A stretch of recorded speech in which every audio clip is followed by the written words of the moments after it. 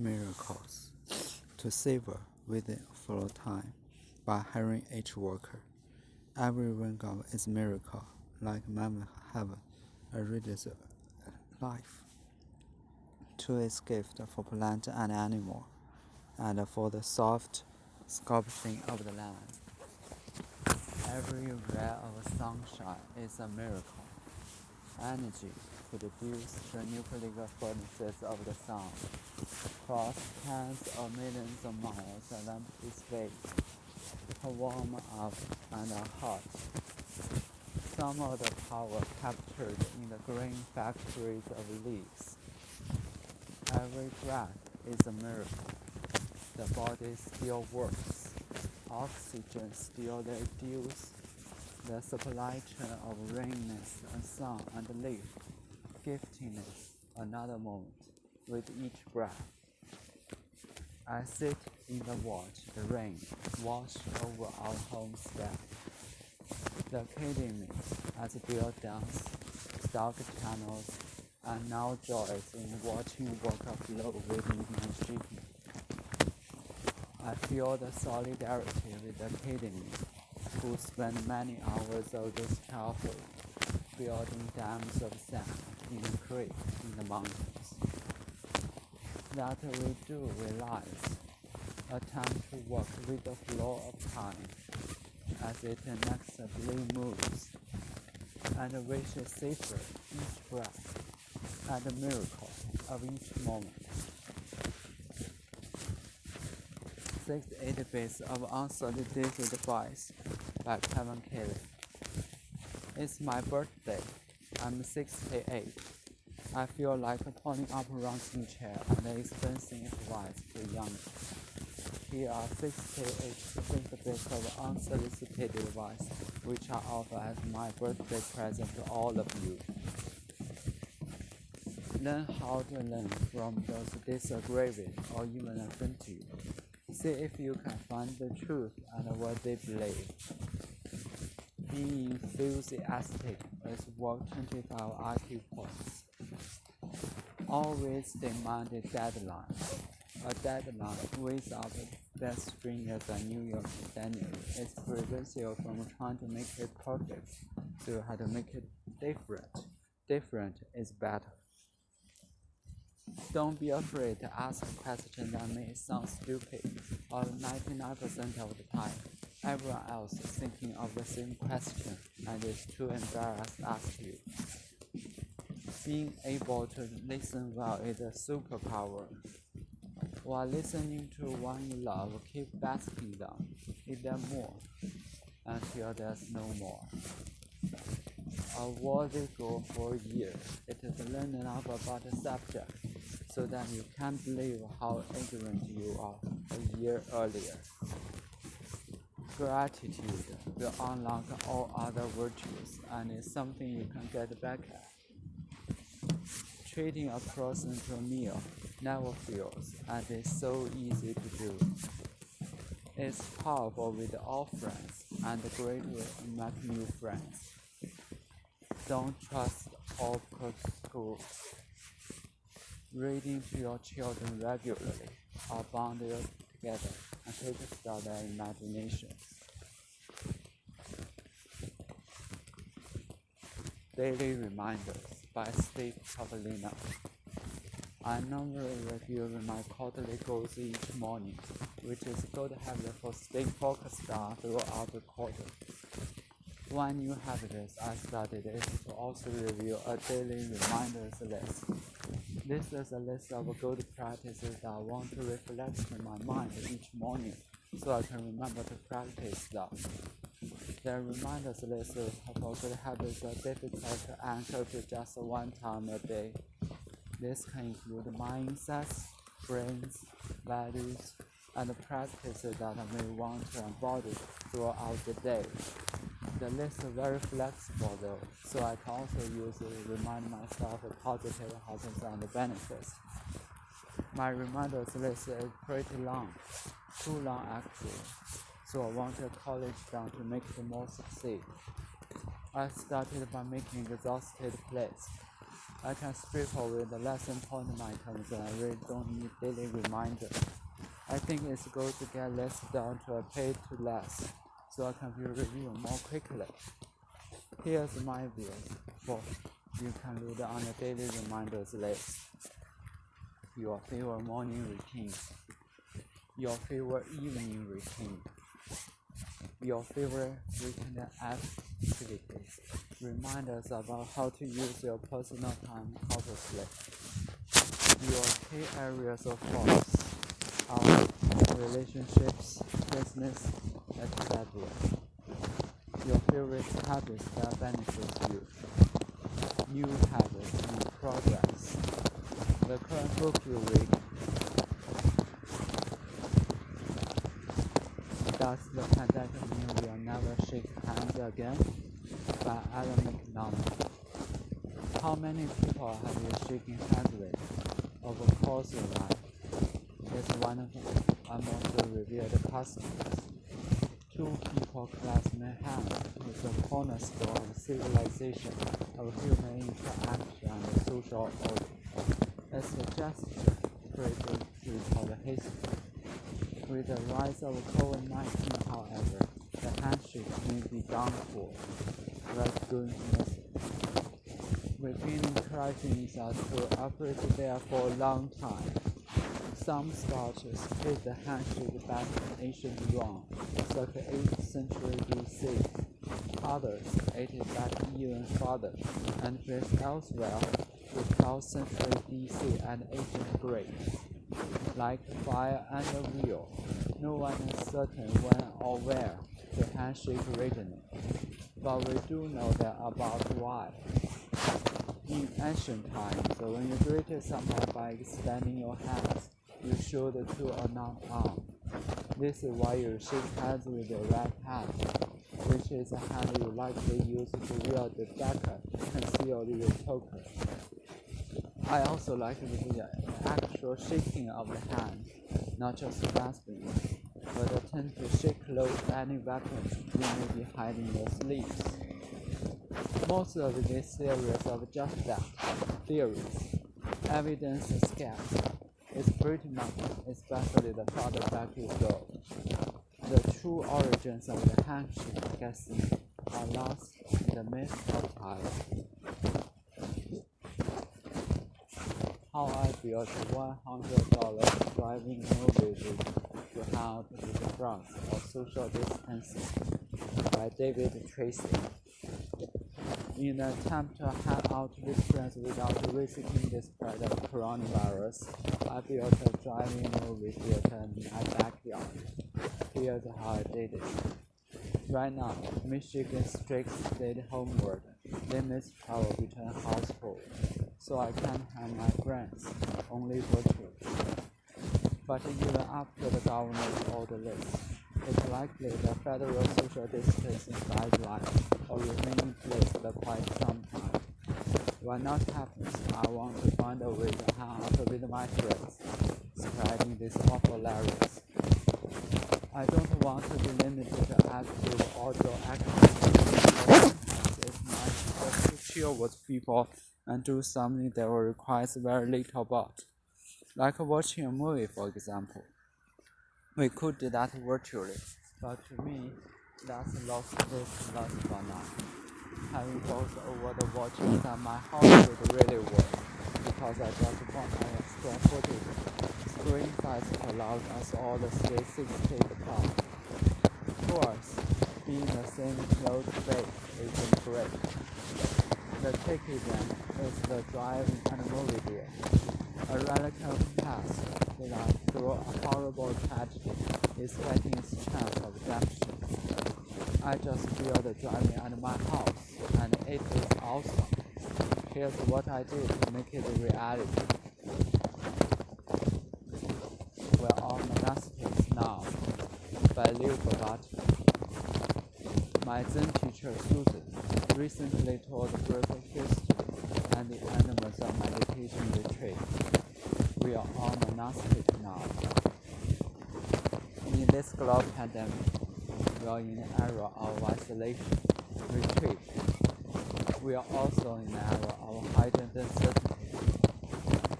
This can be a terrible thing and drive us to loneliness and distraction, or it can be a time of practice, reflection, and deepening. We can choose to see ourselves as monks, deepening into the stillness of a monastery. It's our choice. If you stand on these days, it can be a time of endless and infinite distractions, or you can open to the opportunity to use the beautiful solitude for meditation, reading, writing, contemplation, journaling. It can be a time practice.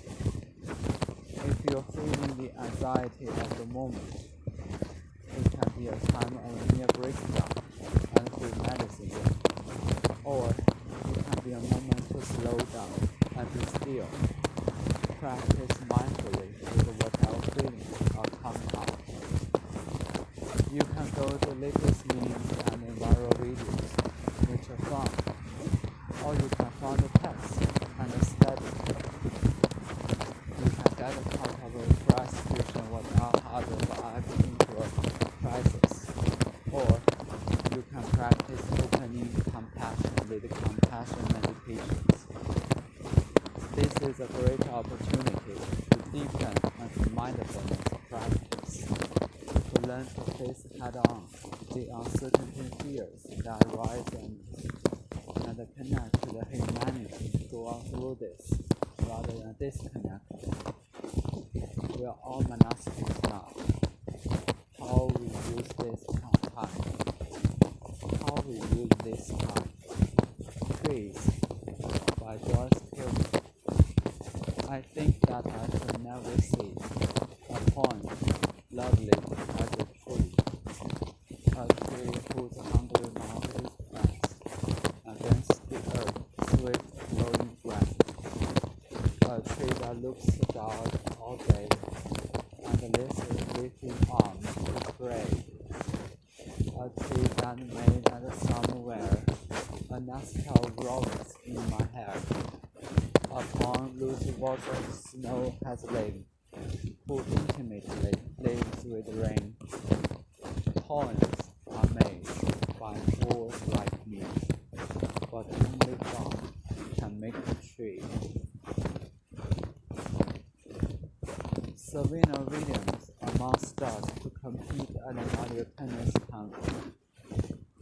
Serena Williams, Naomi Osaka, and Maria Sharapova among the tennis stars will compete at a live stream tournament of Mario Tennis's. Top tennis players are partnered with the celebrities and plays characters from the game on Nintendo Switch. Each sport have surging popularity as the COVID-19 pandemic is possible cancellation of live dance. Facebook gaming will stream later. Social media jobs are making a push into hosting online gaming. With live sport on toward lockdown and social distancing requirements, players and leagues have turned to online gaming as a way to keep fast age. The Premier League, Formula One, and the National Basketball Association have all held e-sport competitions. Creative communication by Derek Service. The way you communicate to people is part of your art. For people never hold your music, it's the stuff of your heart. If you make depressing music, central plans and dark black announcement that depressing just looks like. If you are an in-your-face country metal street punk artist, have the guts to call a potential booking agent and scream, leaving you crazy, step back, hoping your eyes explode. Wow! And the live induction, you found a match. Subtone, calling the Bluetooth below one kind of thing. Proudly alien, metals and don't. There's a minimalism classical music composer who's emailed to me, always just one provocative thought. Like when I post something online with being introvert, email me just one thing. Are we not ever changing, both gradually and per situation? That's it. No greeting or closing or manners between. Its communication style what makes me smile and reminds me of its music. The gentle new age artist always calls me sweetie and reminds me to nourish my hope. The surf music artist always uses the Hawaiian greetings, aloha and mahalo when the emails, along with other service lines. The rebellious punk never calls me by my name, but instead just says, "Hey fella, be different, show who you are." It gives people's lives more variety too. Review of Jaws by Roger Ebert. You're going to need a big boat. So the police chief families informed the shark on right after the first brief appearance of the manager in Jaws. It's not simply a splendid line of dialogue. It's an example of Steven Spielberg's strategy all through the film, where the shark is more talkative on the scene, and the scene one terms its actions than in the flesh. There is a story that when producer Richard Sennick and David Brown first approached Spielberg with an offer to direct the film of Peter Benchley's bestseller, he said he would do it on one condition, that the shark not be seen for the first hour. Viewing the movie's 25th anniversary DVD, I was surprised to realize how little the shark could sing it at all. In keeping the great white off the screen, Spielberg with an employing strategy used by author Hitler throughout his career. A bomb is under the table and explodes. That is surprise to Hitler. The bomb is under the table. The not explode is suspense. But leave the shark onto the table for most of the movie. And many of the manifestations in the later part of the film are second hand. We don't see the shark, but the results of its actions. The payoff is one of the most effective thrillers I've made. The movie takes place over the 4th of July weekend on Amity Island. The tourist resort has pays off the dollars in the visitors. A famous opening sequence established the presence of a man eating shark and the postal workers. A grog called Swimming by Moonlight and the drag under, screaming. All evidence points to the shark, but Maureen Hamilton doesn't want to scare away tourists, and all the worthy white shadow, the police team, to keep the beaches open. The people can swim here, so the gladiators will get a beach will kick out. The Captain One Island, the marital ferry. In fact, that is meaning how to show the motorsport. But the Mary survived on the beach around the sports golden time and encourage people going to the water. They do what predictable results. Is mealtime miserable? Try this.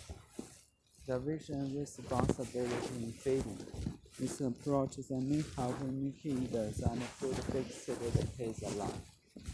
Or if you want to make anyone finish their broccoli. The other night, we had ice cream for the weekend.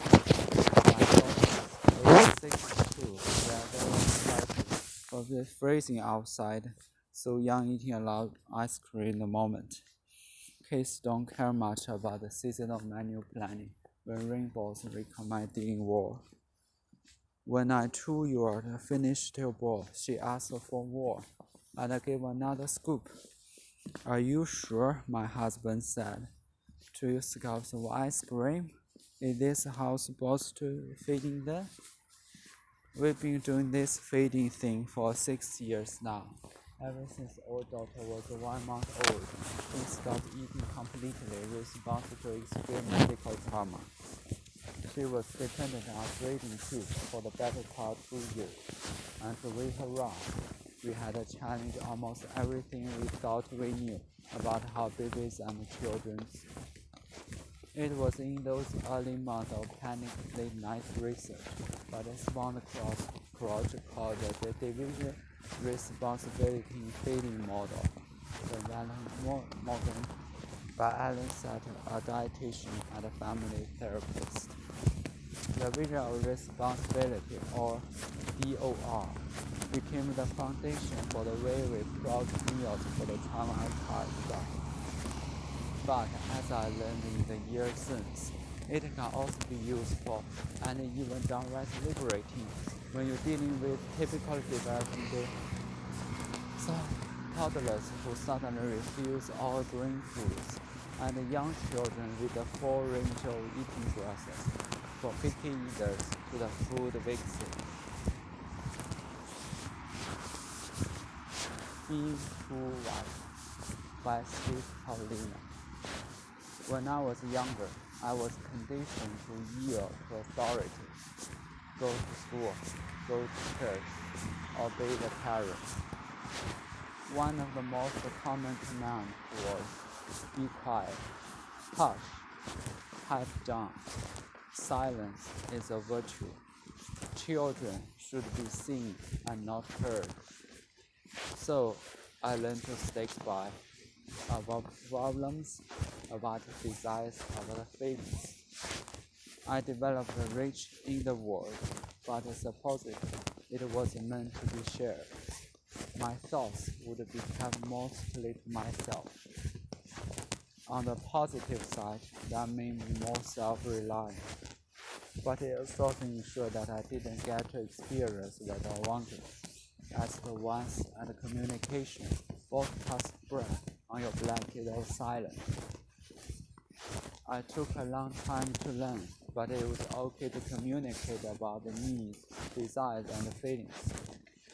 As I got older, I found people encouraging me to open up and share more, such as friends in college.